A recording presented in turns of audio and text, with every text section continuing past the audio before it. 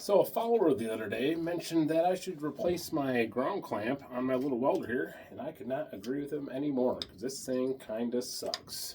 So I cruised over to the old Tractor Supply, got me a clearance rack ground clamp, and picked up some of these battery cable lugs because Hobart decided, just because it says Hobart and welder on it, they can charge $14 for the exact same thing. But old Traveler's got my back for $5.99.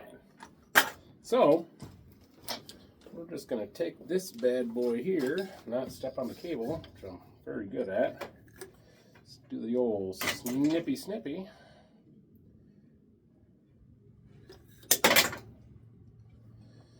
Take this off here. I should probably at least eyeball it a little better than not. There.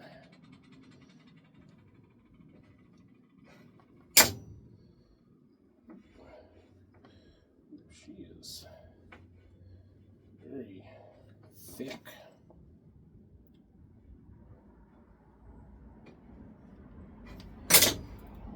Okay, there we go. Give that old twisty.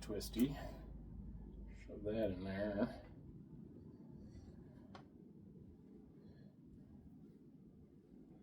Honestly, I should probably find me some sort of device to clamp this with.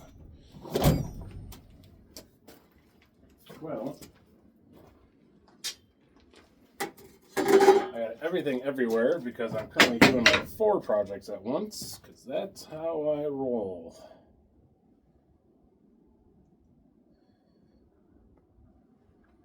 That'll probably work.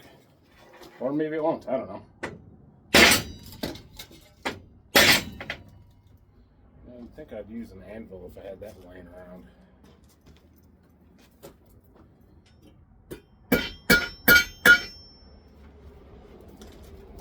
That would have been smart, wouldn't it? Okay. Yeah, that ain't going nowhere. She's on there. Alright, take this off.